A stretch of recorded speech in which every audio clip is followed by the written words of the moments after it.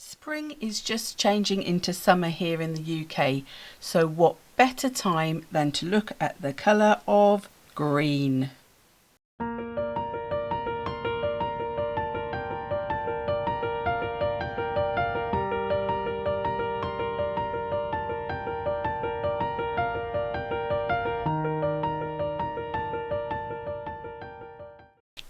Hi everyone, Jane here. Thank you for watching my video today. If you are new, then welcome, and if you are a returning viewer, welcome back, and thank you so much everybody for all your support. I'm going to carry on my series of colour palettes or colours that I've been doing. If you are interested in any of the previous colours that I've looked at, I have got a playlist on my channel. If you go to on the main channel part, it says playlist. If you click on that, you'll find one on there that says colour palettes, and all the previous ones that I have done will be in there for you to get to easily. Obviously you can scroll through the page as well, but if you want to get quickly to those, that's the way to get to them easiest. Now, when I look out of my window at the moment, all I can see is shades of green, because in the UK we are moving from spring into summer. So everywhere is in full leaf. It is just absolutely beautiful and lush and green. So I couldn't not do green as my colour this time. Now, as you may realise, there are many shades of green. It was also the easiest colour for me to find products for. So I've gone for a mixture of all different products because I thought that would be most interesting to look at. And I've even got one that I haven't swatched out before, and that is the Pan Pastel, because I thought that would be quite interesting. So what I will do is I'm going to be swatching out these mediums in real time. And then I will be doing a project on this side of the page, which I will time lapse and do a voiceover. So if you want to go to the time lapse, for maybe you've coming back to watch it again, or you just aren't interested in swatching, I will put the time that bit of the video starts around about here on the video, and I will also pop it in the description box below. If you haven't ever looked at the description box, there's usually a little bit on the video where it says more or something like that, and if you click on it, it gives you information that the person making the video has often added in about the project, or any links or lists or anything like that. And in that box I generally will list all the products I've used. Now with these videos, I'm not going to provide links to these things, because these are things that I think you could either substitute out for different things if you've got them instead of what I've got. I don't expect everybody to have all the mediums I have. I like to have a little bit of every medium because I just love different mediums. But you could substitute, you know, my type of pencil for a different type of pencil. If you haven't got ink sprays, you might have bottles of ink and so on. So I wouldn't expect that everybody would have the same as me. So this is just a general idea of things that you might have. Also, I won't bother linking these ones because they are all pretty much mediums that are regularly available in most places. And I can only be based in one place. I'm based in the UK. So obviously if I add links, which are not affiliated, I don't get anything for them, so they are just for your information, then they may be places that aren't suitable for where you are in the world. So I'd rather you searched for at the places that you usually use in your local shops or in your local online retailers that you use all the time. If there are any other products that I use that I feel are maybe a bit more specialist, then I might provide links for those. But again, I'm not getting anything for that. That is just for your information. So do please shop around.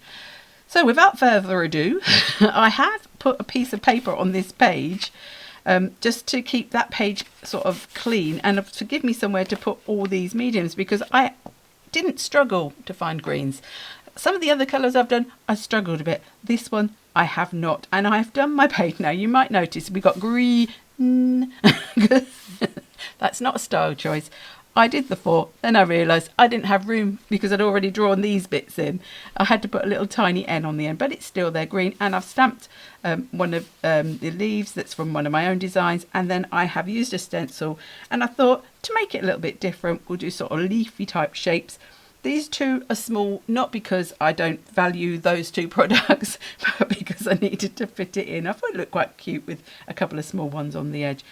So I've actually got 15 here. So again, if you want to speed me up, if you go to your settings, and you look at, there is a thing I think that says about the speed. You can slow down videos, you can speed up videos, you know, if that suits you. Also, if you are wanting this to be in a different language, you can do that in the settings for, I don't know if it's every language or most languages. You can get captions.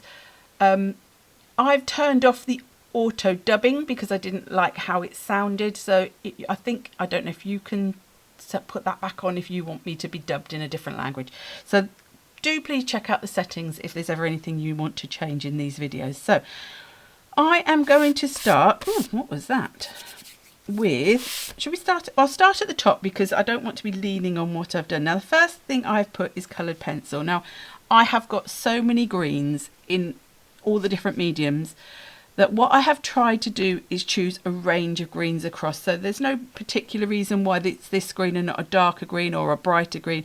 It's just I was trying to do a range. So this is the Lyra pencil and this is apple green. So this is quite a nice, fresh, spring type green. And this is, I always say a normal colour pencil. I don't mean normal as in that it's not special, but you know what I mean. It's not one that will react with water. It is either an oil-based or a wax-based.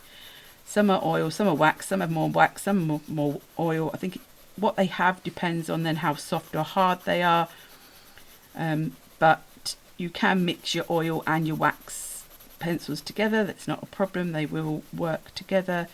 I tend to prefer harder pencils than softer, but you know, it's what you want. Now I'm going to put that to the side so I know I've done that one. Right, acrylic pen.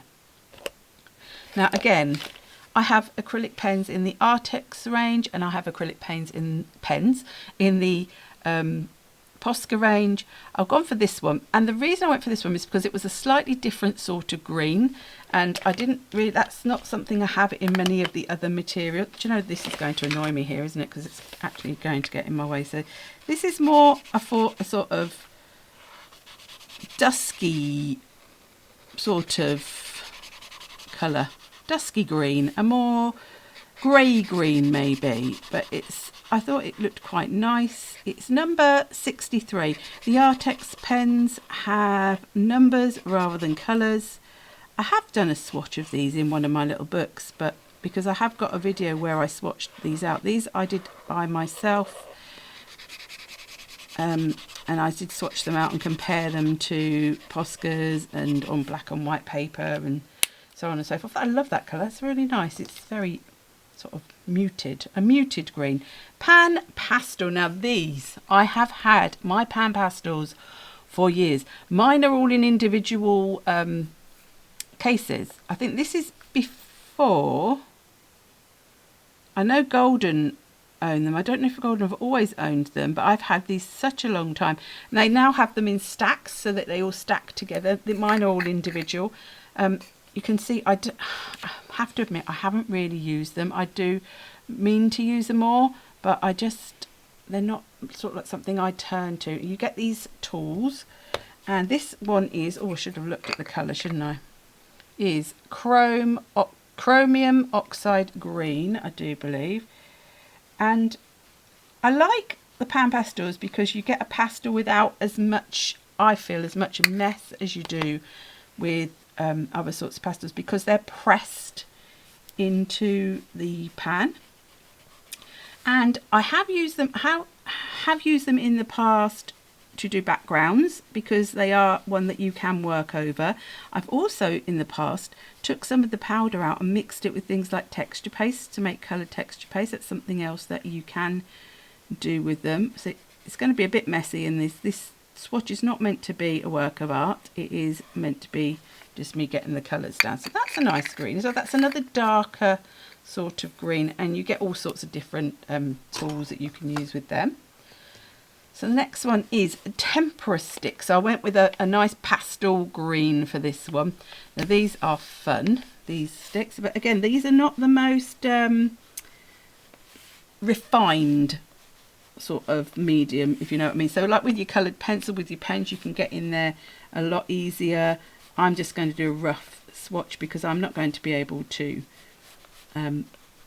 get right to the edges of that, but I just wanted to show some different colours. That's a nice sort of more of a zingy, zesty green.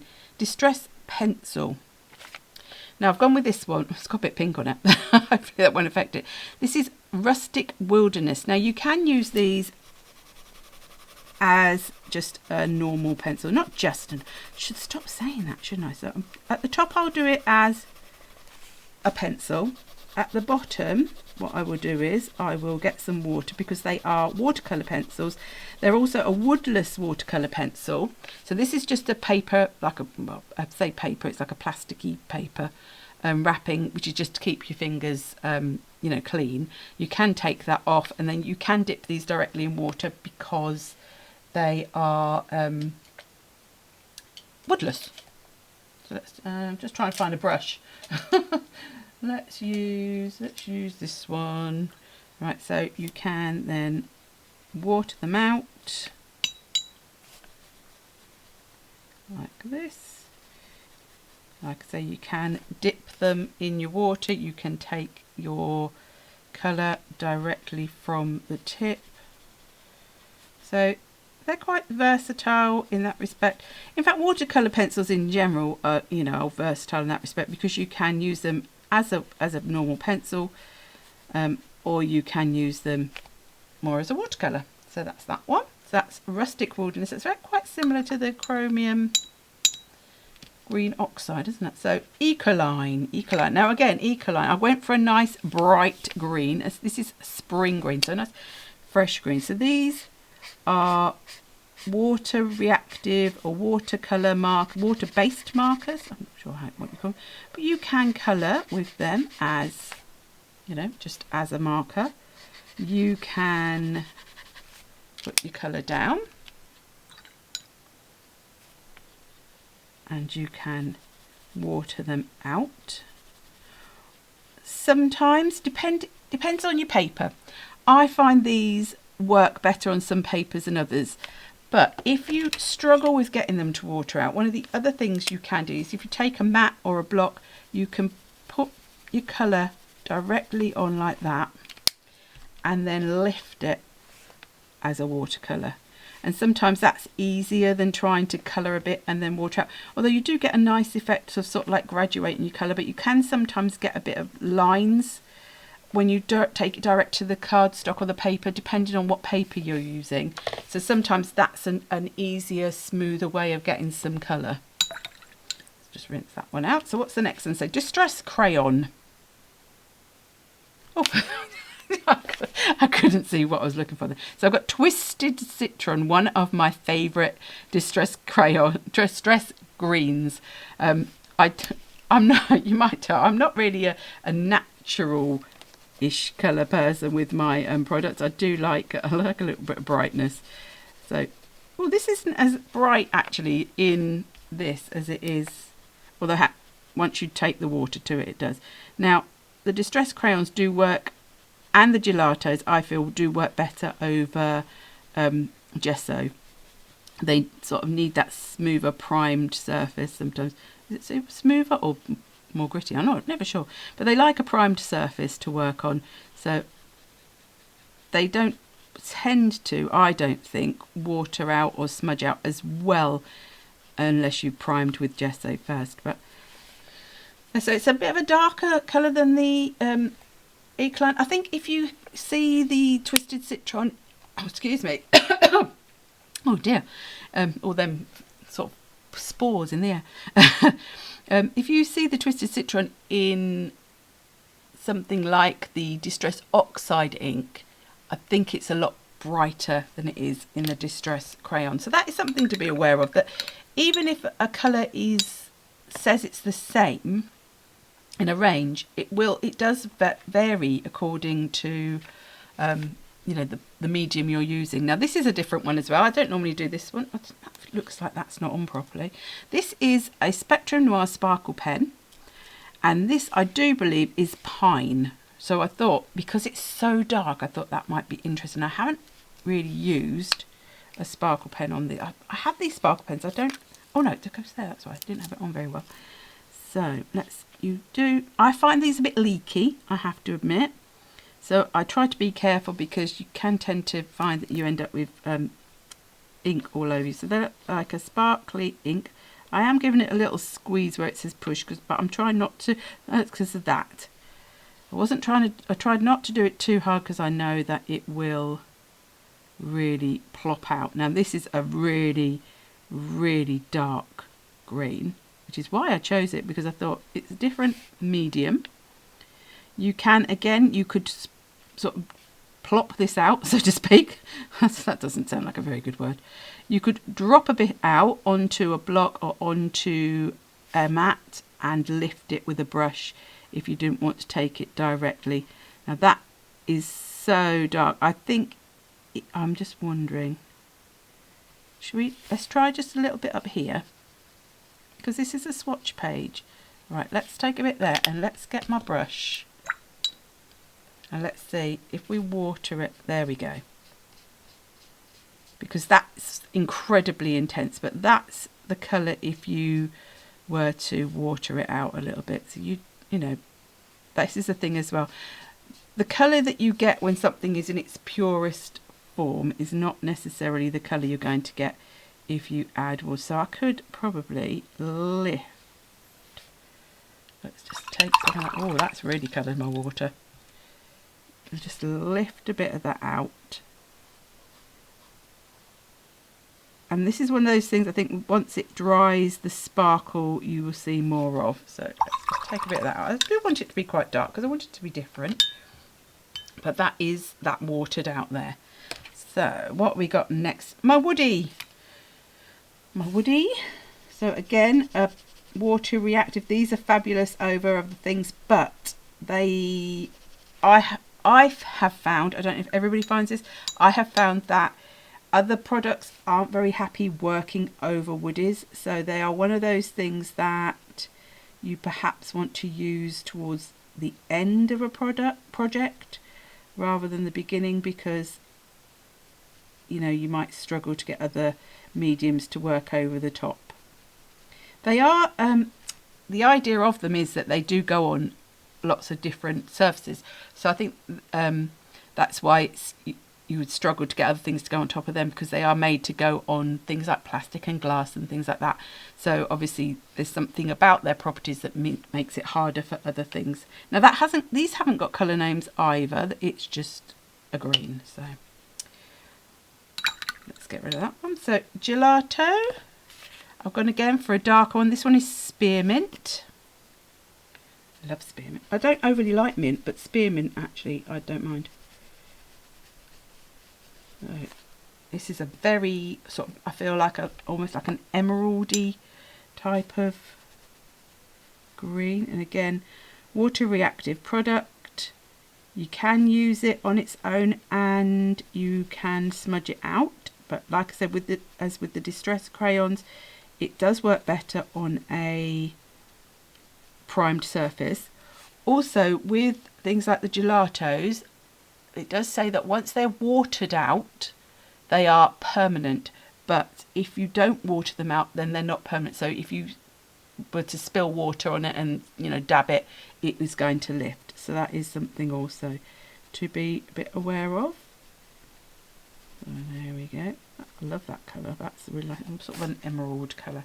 See all the different sorts of greens. It's amazing. What have we got next? DS Watercolour. Daniel Smith. So I have got my Hooker's Green, because I thought that's quite a... I was thinking of Sap Green from Core, because I haven't got Sap Green in Daniel Smith. So Sap Green is a very nice sort of landscapey green, but I thought I'd go with Hooker's Green because it's... I like Hooker's Green. It's a nice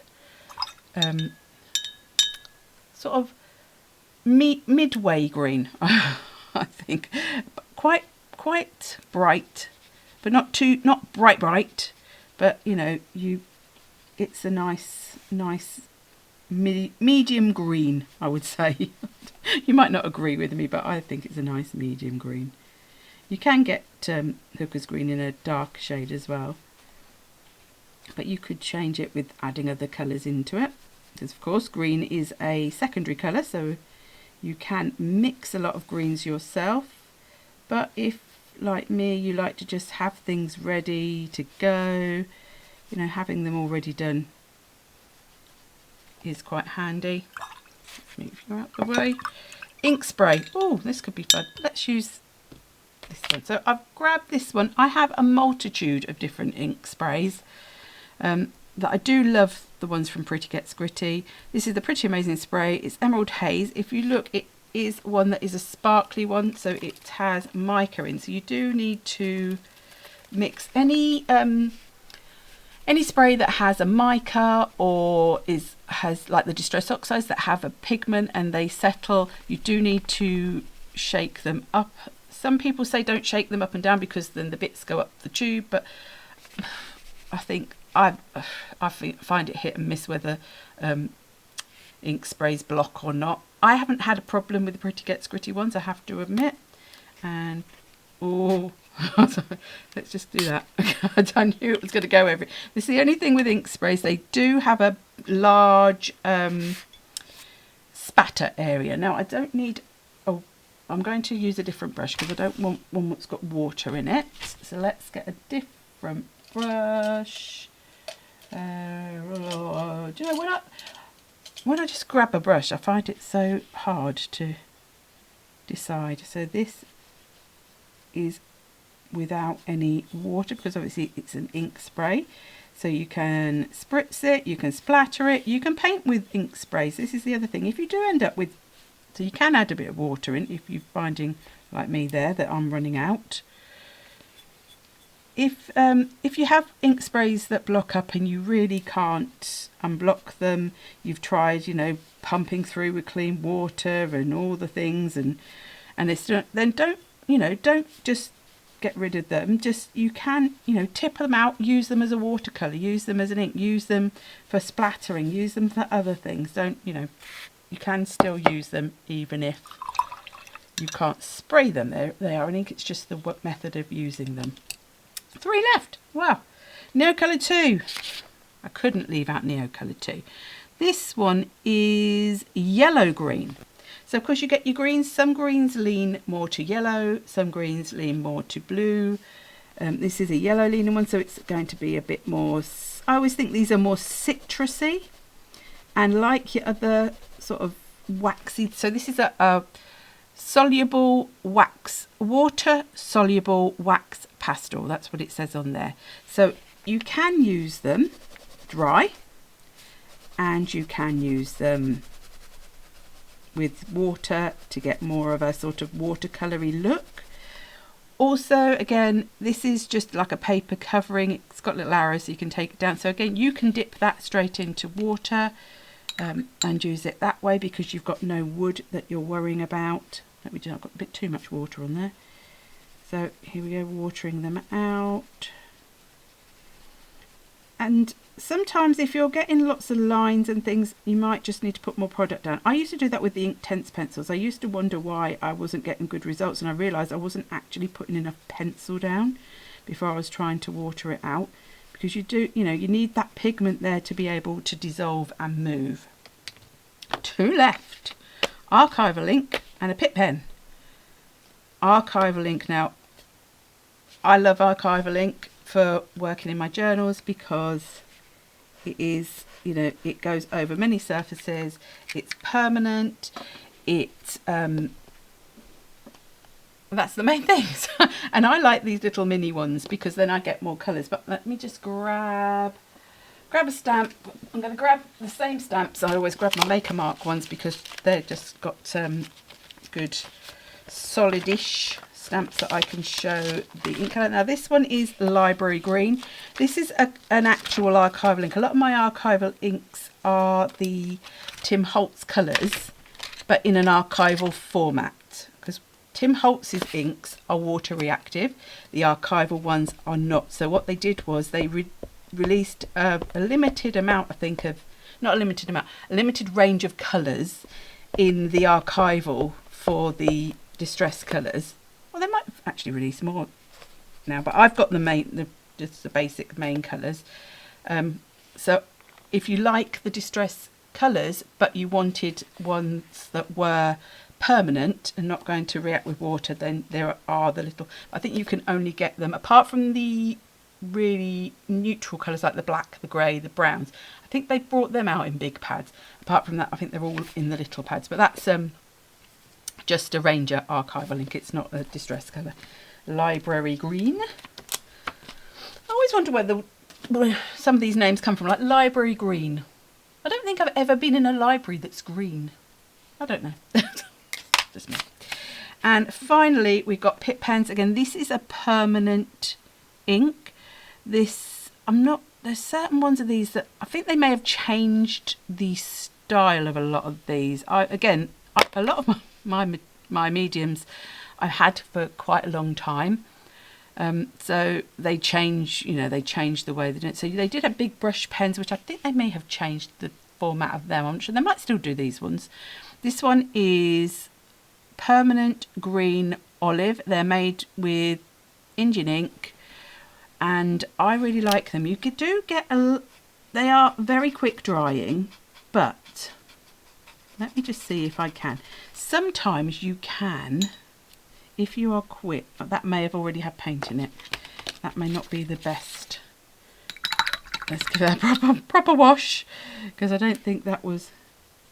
Oh, well, there you go. So you can get a little bit of movement, but it's not. They're not. If you can see, that is nowhere near as water reactive as the products that are meant to be water reactive. I don't tend to use them with water. I usually use them for small details. I don't use them for colouring large areas. Because they, to me, they are lovely pens and they're really useful for what they are for, but I don't want to colour big areas. I feel then I'm just getting more of a felt tip type look. If I was going to colour large areas, I'd probably be more likely to go for an alcohol marker, where I know I can get those blends and it dries in a more, a smoother format. But you do get a little bit of, especially as it may be also because it is on watercolour paper here, so you do get a little bit of movement in the colour, but not as much as you would for a water reactive product. So there's my selection. I will take this off. Do you know, look, I had a piece of paper and I still got something on there. How is that even possible? So I will be now doing something abstract. I think I'm going to do grid journal. It will probably have a leaf theme, because why not? Leaves, green. And then we can do it again in the autumn with autumn leaves. But at the moment, leaves are what I can see out my windows. So I think that's what we'll go for. So I will be back and I will do this part in a time lapse with a voiceover, so I can go through what I'm using and what I'm doing. And if you do have a go at doing anything with a colour, do please let me know. It's really lovely to hear what you're doing and whether you've had a go as well. And like I say, don't forget to check in that playlist for all the other colours that I've done so far. So thank you, and I will see you on the other side. I decided that since Pan Pastel was a medium I don't use often, I would start with that to make sure I put it into the project. And so I'm using the soft tool, and I'm just sort of doing vertical and horizontal lines. I started off doing it like individually, and then I thought, no, I need to be a bit more free with it. So I then wanted to add in some of the Ecoline, and I'm going across the Pan Pastel just to see how they interact. And I think the pastels are slightly water reactive, but they didn't move too much, and I quite liked how they blended together a little bit, but not too much. So I'm just wanted to add that brightness of the Ecoline watercolour marker in with the sort of that really dark earthy tone from the Pan Pastel. Then just to add one more sort of colour into the mix, I went with the watercolour from Daniel Smith. I started off being placing it quite carefully, and then I decided to go all over the place and just add some drops in as well and try to make it a lot more abstract. I wanted some stenciling. This is from Be Crafty. I think it's called Fernando. I will add it into the description box below. And I wanted to see how I could work it in with the gelato. Now you can, but what you need to do is when you put the gelato on the stencil, it sort of sits on top of the stencil, so you need to rub it in. Now I used my fingers. It was a bit hard on my fingers. You could use something to, like a sponge, I'm going to guess, to do that. And in some places the gelato sort of had an edge around where it had gone onto the paper, so I may need to just, I think I'm going to just set the page with a spray afterwards, just to make sure it doesn't go onto the other side. Wanted a little bit of stenciling, so this is a stencil from Shady Designs with Dolly Dimples. Again, I will link it in the description box if it's available below. And I just wanted a little bit of a leafy pattern in there, and so I'm using that with the Archival ink. Just I started again. I got a bit more into the neat and tidy, putting one in each box. So I then sort of changed it up a little bit in some of the boxes, and I'm just colouring them in with the Pitt pen just to add, because they weren't a totally solid silhouette stamp, and I wanted to just make them more of a silhouette. So I'm adding in a little bit more colour for that. Then I've got my Arrtx acrylic marker. Just wanted to do a little bit of mark making, and I did go around every single box and do the same, but trying to change which direction and which part of the box that I was adding in. And then I decided that I would just really do some abstract circles and adding in some dots with the Tempera paint stick. Then I felt that I did need a little bit of something else, so I went with the gold Posca pen just to add some dots around some of that stenciling. And I didn't feel that I wanted to add any black or any extra white. There was still a little bit of white coming through from the paper, so I was quite happy with that, and I didn't really feel like it needed any black onto this page. So then after I remove the tape, that will be the end of the project, because I decided it didn't really need a sentiment. So I hope you enjoyed watching this colour study and project, and if you did, please do give the video a thumbs up. It all really helps, and if you're not already subscribed, if you could subscribe, that also really helps my channel. So thank you ever so much, and I'll see you next time. Bye bye.